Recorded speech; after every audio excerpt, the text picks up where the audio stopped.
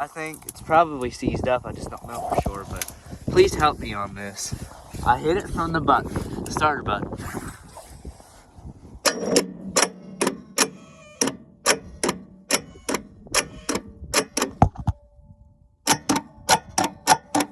Nothing, but I come down here with an extension.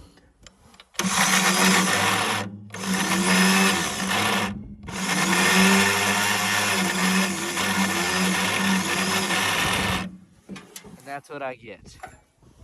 Once again, I hit it with the button.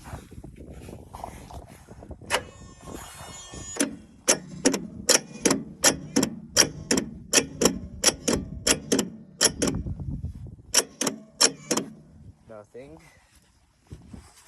I go down here, hit it with the extension.